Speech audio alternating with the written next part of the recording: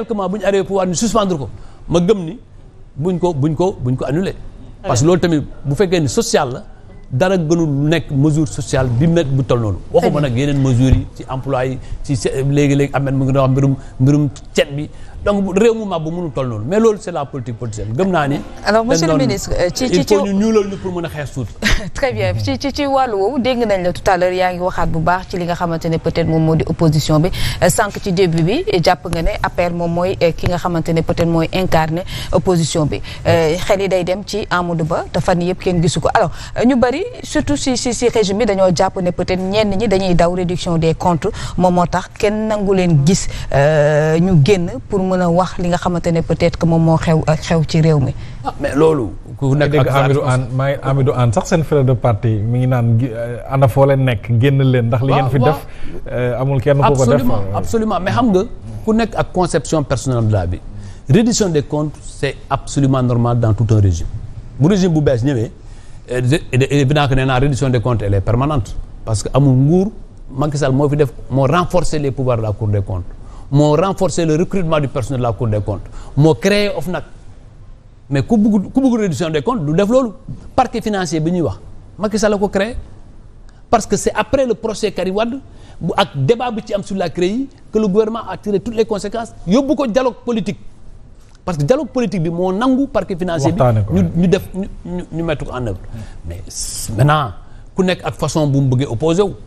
xam nga tudd nga sànq Amadou Ba ku nekk ak façon bu mu bëggee opposé wu man lu ma dul nangu rek mooy aussi mooy làq doom dóor doom làq xarit dóor beneen xaritu jàmbur loolu mooy jafe-jafe parce que buñ ciy wax tey man je suis écœuré meurtri et gëwma ni teg am na fenn yoon buñ ko teg mooy ku mel ni Farba Ngom lan lañ koy reproché ku mel ni Lat Diop lan lañ koy reproché ak ñeneen Farba Ngom peut-être que ñaari délit ba ñett la am ñaari délit ba ñett premier délit c'est d'être proche de Macky Sall tey lii Farba di dund yëpp ngëm-ngëmam ak loyautéem ak Macky Sall premier délit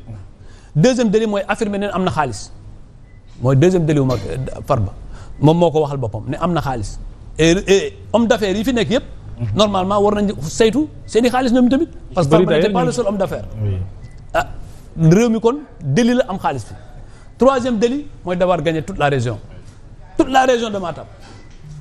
benn bureau de vote sax gagné wuñ ko foofu toute la région de Matam loolu c'est les trois délits qu'on peut lui reprocher loolu nag mënul rassurer un pays moo tax il nous faut moi j'invite à ce qu'on s'élève à ce qu'on se dise que ce pays-là nous appartient personne n'a le droit de brûler ce pays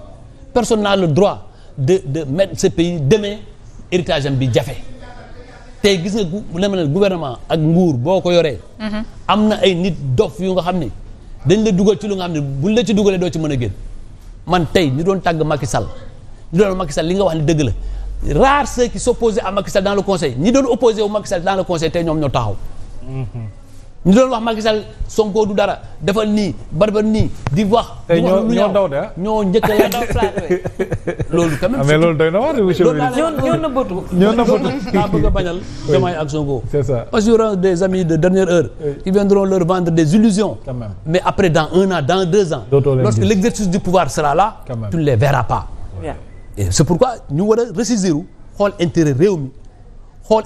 mi opposition bi tam xam li jaadu ak li jaaduwul ñu doxal pour réew mi. mais par rapport ak intérêt réew mi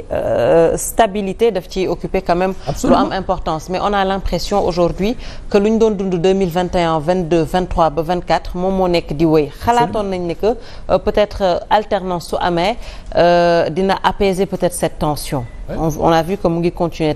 toujours lan moo ci part de responsabilité opposition et état d'autant plus que yow yaa ngi koy wax depuis tout à l'heure que am na ñu war a mën a toog waxtaan dialoguer peut-être sur la situation du pays ça peut être benn début de solution selon vous. mais xam nga tey opposition bi amu ci responsabilité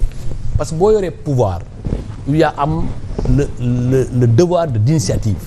xam nga opposition moom c'est une opposition républicaine boo xoolee ba tey nii benn acte opposition bi defu ko dans le but de détruire au contraire l'opposition est attaquée elle est dañu ko jàpp ni sax comme du n'importe quoi chaque jour que Dieu fait les gens travaillent à diaboliser l'opposition or l'opposition bu amul gis nga il faut pas qu'ils pensent que le jour où on va exterminer l'APR on va gouverner ni ñu neexee c'est pas vrai il y aura toujours une opposition qui va naître 2012 quand on s'est acharné sur le PDS mais loolu moo créé ñoom Sonko si aussi on s'acharne sur l'APR on détruit l'APR il y aura une autre force Ahmed mi mooy jógee fii nekk fi opposition après mu gagner élection c'est comme ça que ça va se passer l'opposition est essentielle dans une démocratie kenn mënu ci dara boo éliminer Ablaye Sow éliminer diw il y aura toujours quelqu'un qui va l'incarner après parce que le meilleur opposant bi gouvernement di am c'est la demande sociale c'est les attentes des populations te les populations tant que ñu ngi gis ni il y a des insuffisances dans la satisfaction de leur demande da nga gis ñu nga xam ne ils vont cristalliser cet appel-là et vont se constituer en opposition et le plus grand danger c'est que la plupart waxuma ñoom amee nooy ñi amuñ formation parce que am nañ seen citoyenneté mais bu amul organisation bu leen entouré mais attention on va aller amee ndooy mooy fi gagnewaat pouvoir di ut ay ñu koy accompagner di ko gëmloo ni ko yow yaay mu sell mi mais après mu sell mi da nga am jafe-jafe ci réew mi gis ñu nga xam ne yu jafe te doo xam noo ko def. mais tout à l'heure yaa ngi wax dóor doom làkk doom monsieur le ministre dóor doom làkk doom. dóor xarit làkk xarit. voilà dóor xarit làkk xarit alors ñu gis ne ñoom bi ñu toogeek léegi li gënoon bëgg ñu def ci ay coppite moom moo di ñu entamer ay réformes judiciaires alors tey ñu ñëw ci liberté d'expression beaucoup gis nañ ne ñu ngi leen jàpp ci prison bi bokk na ci ay activistes même des hommes politique yaa ngi ciy tudd léegi tout à l'heure alors aujourd'hui ci li nga xamante ne moom mooy question justice ñu gis ne ñëpp dañ doon wax naan bilan immatériel moo fi jëlee Macky Sall par rapport ak cette démarche bi nga xamante ne moom lañ nemmeeku ci xam nga bi ñu defee assise de la justice sax boobu moom quand même dans la forme respecté woon nañ invité nit ñun ni boo gisoon boobu Oumar Youm demoon na au nom de l'APR représenté wax xalaatam